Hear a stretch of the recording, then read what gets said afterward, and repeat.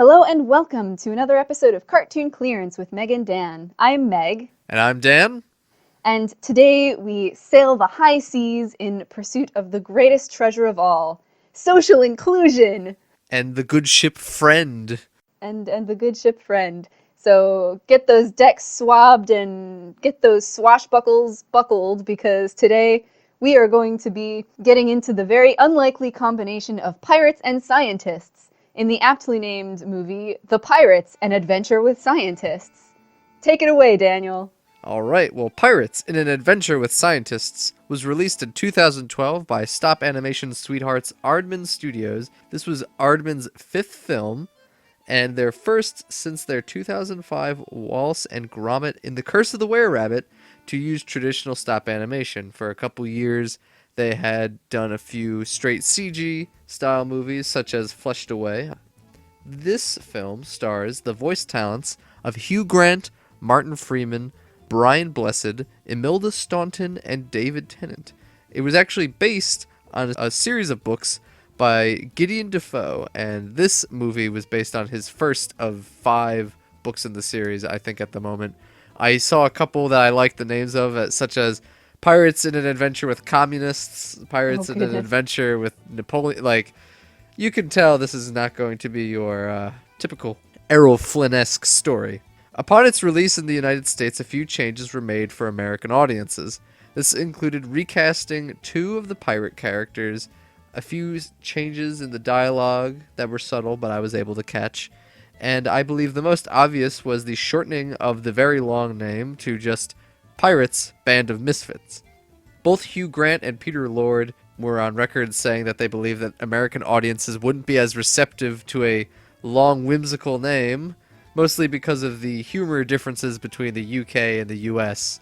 A minor controversy sprung up when the trailer was released, in which the pirates meet a group of lepers on a boat. Some in the leper community and in the World Health Organization took offense to the scene because it used leprosy as a comedic device and made light of a very serious issue in which your body parts fall off. Aardman apologized and immediately, asked for forgiveness from the leper community and the World Health Organization and changed the scene so it was no longer a leper boat, it was more of an indistinct plague boat, which I think still gets around the issue very well, and the leper community seemed to be very pleased with it. The film was well received and brought in an ample box office showing of $123 million worldwide for a $55 million budget. It was nominated for several awards, including Best Animated Feature, but lost to Disney's Brave. Oh, look at that. Yeah, that's alright. I think I like this a little bit more than Brave, but we'll find out why after Meg gives us a wee bit of a summary. So buckle those swashes. Oh, yes. Me laddies as swabbies and whatnots. The year is 1837, and Queen Victoria is on her way to making sure the sun never ever sets on the British Empire. And it's all going according to plan, except for a major thorn in her robust bottom. Pirates, those devils. There's a thriving pirate community around the world, and every year they hold a ceremony to determine who is the Pirate of the Year. So our protagonist, the pirate captain, enters this year, just like every year, but he ends up getting discouraged and believes that he and his band of misfits can't compare to the deeds of his peers who do such things as make their entrance in an actual whale. Their pirate ship is an actual whale. Oh, yes. However, they have a chance encounter with the Charles Darwin, which sets the captain on course to his greatest and most audacious adventure yet. An adventure all in the name of properly classifying the last surviving dodo, named Polly, who they just happened to be using as their ship parrot. Mascot. But part of the crew, of course. The feathery heart and soul of the crew. The feathery heart and soul of the boat. However, this venture brings him and his crew all the closer to the bane of all pirates, Queen Victoria. So this can only end in mischief and hilarity. An adventure most foul. I don't know if Dodo would be considered foul, though. I'm not sure. I don't know, they're all gone. Anyway, Meg, what did you think of the Pirates in an Adventure with Scientists? It was really cute. I really enjoyed how like whimsical and how silly it all was. And I liked the amount of ridiculousness that it had, kind of unexplained ridiculousness in terms of the humor. Like, for example, one of the pirates arriving in an actual whale, which is just so over the top, and I appreciate that so much. Yeah, I really don't know how much I can say about this movie because it was goofy, silly fun, but it still had characters that you could sympathize with and relate to and root for. And like there was this really nice kind of sincerity to it that just made it a really enjoyable movie to watch and also just really fun to see what kinds of shenanigans they got up to. Yeah, absolutely. I agree, and I'll take it a step further because I feel like I've fallen in love with this movie. I have to prevent myself from rewatching it, and it is, as you said, just a pretty cute, fun, swashbuckling adventure. But for some reason, it's just like it's stuck with me after the first viewing, where I felt like I needed to watch it again and again. Partly because maybe I'll see another joke I didn't get the first time around or didn't hear, or just I like to see the way the characters move and stuff. But it's like a full package for my interests because it's got very good humor and very good writing. The studio chose like the perfect cast, and all their performances are like spot on. We'll get into more of that a little bit later. The animation is so great, and part of the reason I picked this movie was because I had seen a Netflix documentary on the history of Aardman Studios so far, and it got to the point where they were talking about pirates in an adventure with scientists, and I remembered, oh yeah, there was that movie I wanted to see when it first came out, but I never got around to doing it. So I'm like, well, you know what? Now I got the perfect opportunity to rewatch it. And in this documentary, they're talking about how meticulous and how bold this movie was for them because it was pushing their comfort level to new grounds, where I heard that most of the models were 3D printed instead of using plasticine, and they were using all these moving parts, and they were incorporating CG elements into the movie as well. And you know, they were having these stop motion characters doing things that had never been seen before in a stop animation movie, I believe. Like, I mean, we could just keep saying about how Black Bellamy rides in on a whale, but there's so many, like, the way the characters move is so, like, fanciful and beautiful and silly. Like, it looks like, I said in our pre-discussion, it looks like they filmed someone first for reference and then drew over it like you would in a rotoscope animated feature. But they didn't do that because it's stop animated, and that just makes it all the more like, impressive. I have so much respect for the people who do this because that is just crazy meticulous work. Yeah.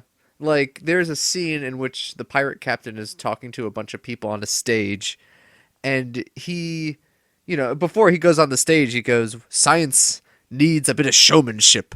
And so he's, like, walking about the stage in a very commanding way and, like, striking all these sort of poses.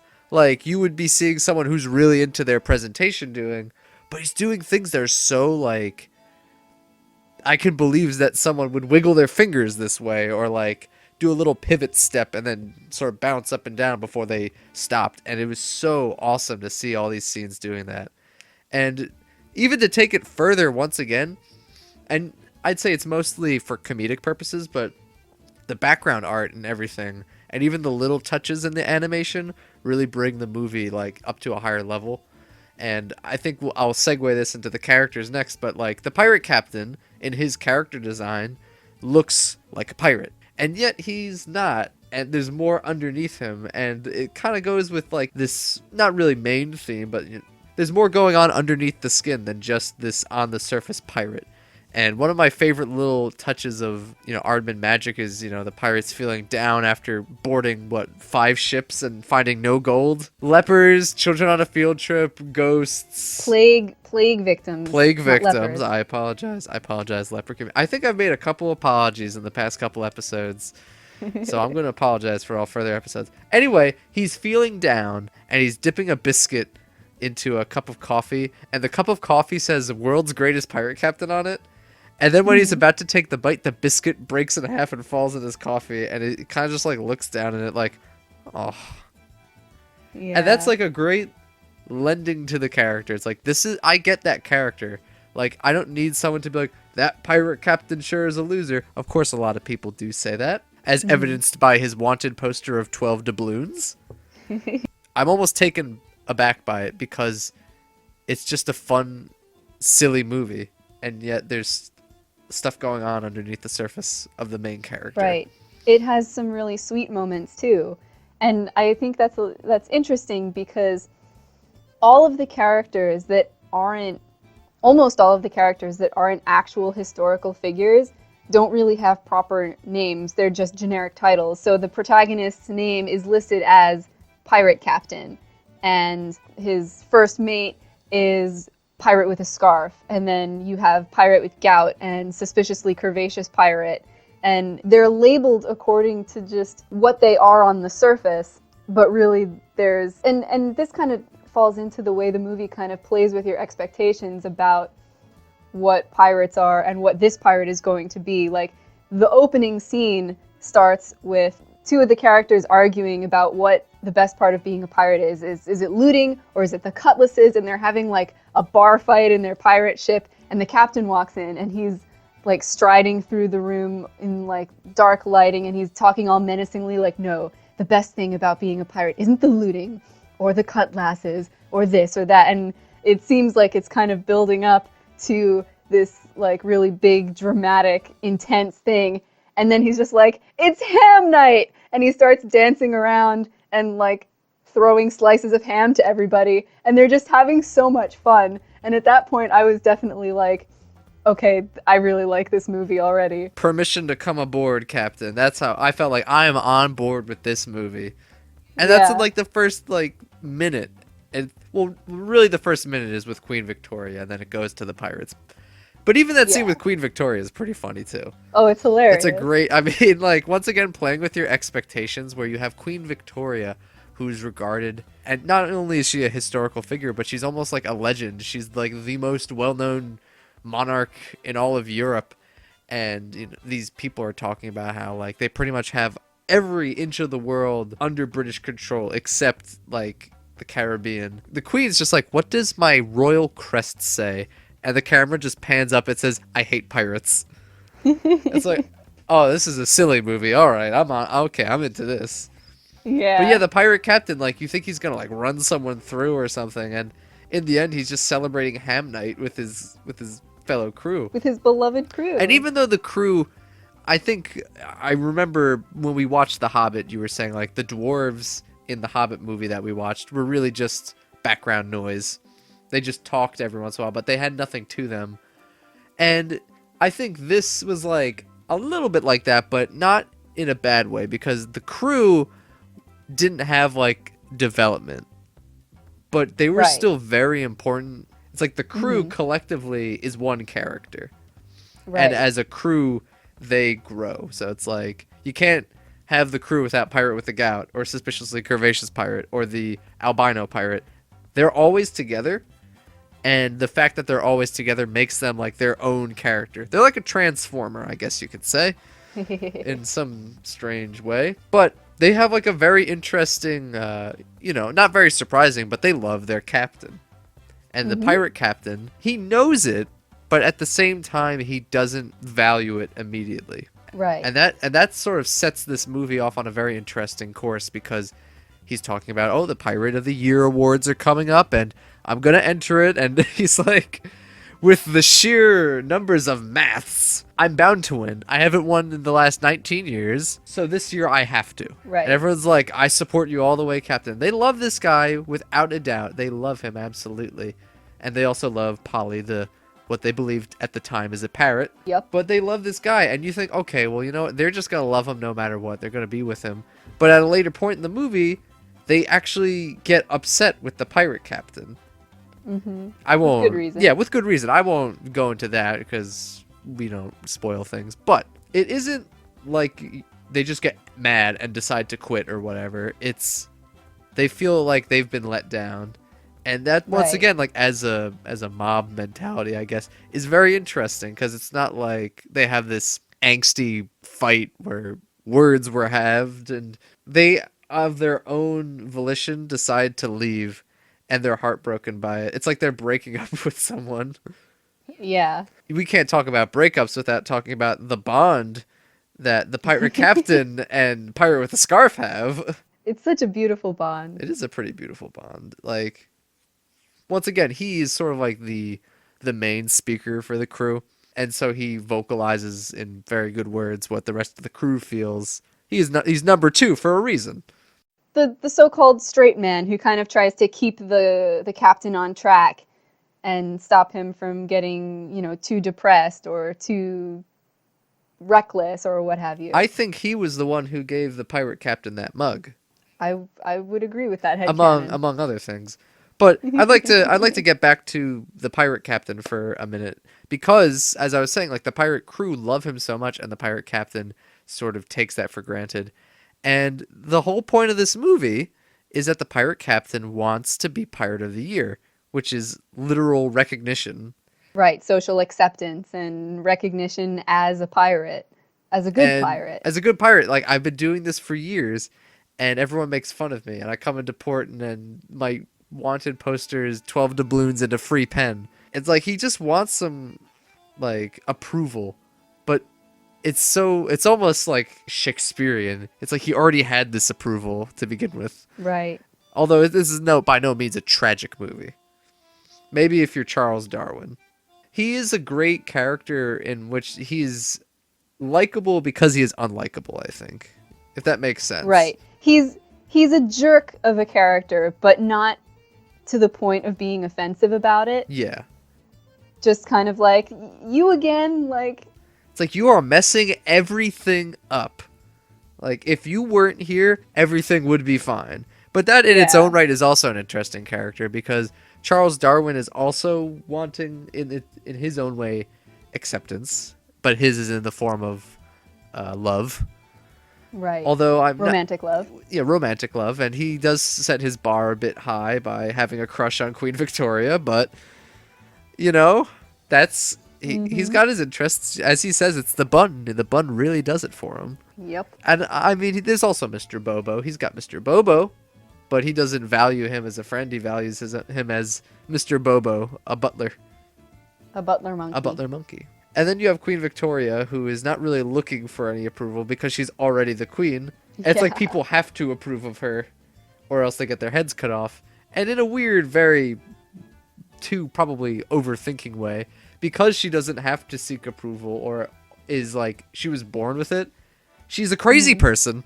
She was fantastic. I loved her so much. Right from that first scene with her, you have this very composed, regal woman like sitting on a throne and owning like the majority of the world. And then she just flies off the handle into this like eye-twitching, screaming rage about pirates. And you're just like, what? And she was like, I think she was a really good balance of funny, but also capable of being intimidating as an antagonist because, like you said, she's not looking for approval. She's very powerful, very authoritative, and she's, manipulative, and she's not above getting personally involved if it has to come down to it. And she will just go to any length to get what she wants, and she does not give up. And you do have this kind of build-up on the part of the pirates as well, and how just, like, afraid of her they are. Yeah, because they come into England, and there's this, like, cardboard cutout of Queen Victoria waving, and then the wind spins it around, and she's, like, holding a pirate head. Yeah. It's like, welcome to London! It flips around, unless you're a pirate. That made me laugh. But also, like, the way she's written and her performance is very good, and I'd like to just for a quick minute just talk about the performances of the actors because it's so good. Like Queen Victoria's writing is so condescending. Like when she's trying to get the pirate captain to give up Polly, and she's like, "Polly will be happy in my zoo. There's guinea pigs and a donkey." Yeah. Like she's like, "I'm gonna lowball him because I think he's an idiot. Like I really underestimate." Yeah. And I'm the queen. I get what I want. Mm-hmm. She's like got multiple cards in her deck that she could play. Like I'll play the the innocent, old woman card. I'll play the kind I'll of play the seductive. flirtation card for the guy who has a thing for me. Yeah, and if I need to, I'll unbuckle my metal breeches, Oh my and goodness. That falls into spoiler territory, I suppose so. But you know but what? that was my favorite part. That was amazing. Also, I mean, if she has to, she'll wedge herself into a dumbwaiter. I That's mean, another one of my favorite parts. I don't know many people who would willingly put themselves. I mean, actually, I have a weird fascination about riding a dumbwaiter, but we'll move on. But We'll all the move on. characters' performances are very well executed, and it's just a fun movie to watch, and the jokes are really fun to hear, not just because it's funny itself, but the way the pirate captain enunciates, even like not throwaway lines, but just lines that aren't meant to be taken as humor, like the way when the pirate captain boards a ship, he goes, "I'm the pirate captain, and I'm here for your gold." Like the way like he enunciates and puts pauses in between his words is like a great like just performance. And I watched a couple behind the scenes videos where some of the voice actors were talking about how meticulous the people at Aardman are with their voice actors. And they're like, there have been times where, words were had and we got into some fights because I thought a line should be like that and they thought a line should be like this. Or I thought I was doing the line the way they wanted, and then we ended up doing it like 127 more takes of ARG. It's like working for Stanley Kubrick in a weird way. They get their results, and that's what the actors at the end of the day were like. It's like they get their results, and these lines, when delivered well, have the full punch. And it's Yeah. like it's an overall funny experience, and also if it's poignant, it feels poignant, and it's so good. Like when the albino pirate accidentally lets loose that like all the other pirates think he's a loser, and then with that line combined with the pirate captain's like animation, it just all comes together in a very good way. Yeah. And I'd like to quickly end on something I noticed was that there are two different versions of the movie that are in English, and there's one that was for the United Kingdom crowd, and then there's one for the Americans. And at first I thought, all right, whatever. But when trying to find some clips for the movies, I realized some lines were changed, and even some actors were changed for no reason. Like, Yeah.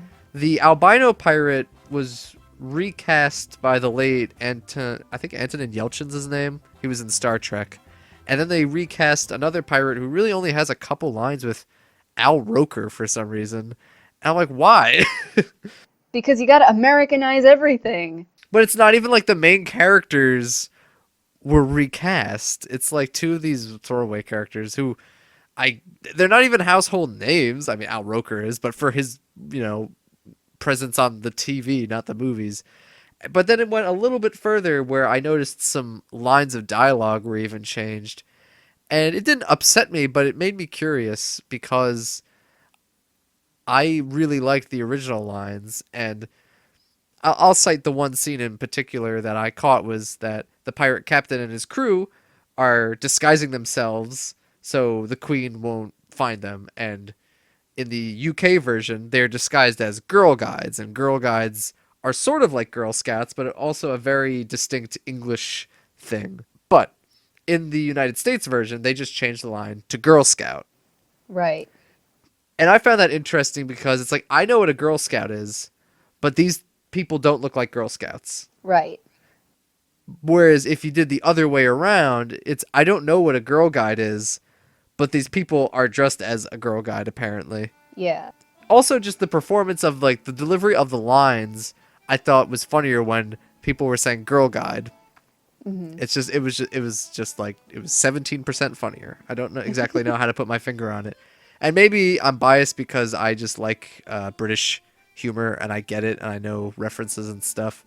But I think there's an interesting discussion to be had about when changing something for a different audience, be it like in this case where it's already in the English language, but we have to substitute the very British things for American things. And I think there's a bit of a conflict when you kind of sit down and go, what has to stay and what has to go? What's acceptable? What's unacceptable? It's like in Pokemon when they call the onigiri jelly donuts. It's like, those definitely aren't jelly donuts, but someone thought that onigiri was too above us, so they're jelly donuts. Right. And I mean, in that case, you probably could have just said rice balls, and kids would have been like, huh, I've never had one of those, but I get it. It's a ball of rice. I mean, I guess when it comes to British versus American English, I guess I can understand it in some cases when you have a word with one meaning in British English that has a different meaning in American English. I know there's a difference between the word fanny, where it's like, over here, your fanny's your butt. In England, fanny is something on the other side. Or, I've also read things where a game came out in America, and in the dialogue they say, like, spastic. In England, I believe spaz is like a derogatory term in England, that it's an impolite word to say. I mean, it's impolite over here too, but for different reasons, so they have to change it anytime that word comes up. And in a way, like you said, I can understand substituting some changes. I think in one episode we talked about, like in Harry Potter, they have jumper instead of sweater or jacket. Right, or trainers instead of sneakers. And biscuits, cookies, crisps, chips, it's like, what do you... I just think there's a very interesting, what's the cutoff point? Because if I reference the Dougal episode again, that was a movie that was completely from the bottom up, just let's rewrite this entire movie so it will fit in with American audiences, to the point where we're having blatant references to other materials, and the humor is just unfunny, and also it made up of fart jokes. This movie was good. I'd like to just put that out there. This will be our conclusion. This movie was good. It's just an interesting discussion or thing to think about. What is the ultimate piece of information? It's like, I guess, a very broad thing that a lot of people might be able to get on board with is like the Star Wars movies. It's like, what's the best way to watch the original Star Wars movies? Because the original version doesn't really exist anymore. They've been editing it since 1979. So what do you say, oh, watch this version, it's the original version? Well, do I watch this special edition that was released this year, or do I watch the special edition that was released 10 years later after that? Like, It's like, how can I bet? I mean, there's only 2 versions of the movie, so it's not that crazy.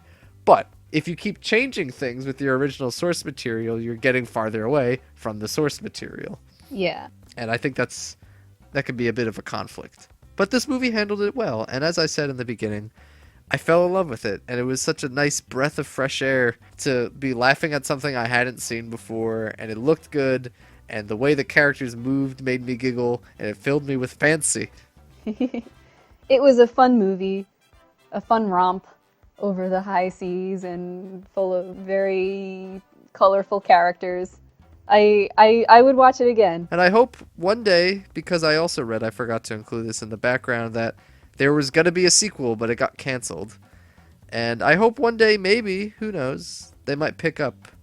I don't know what the second book in the series was. I'm going to say maybe that was the one with the communists.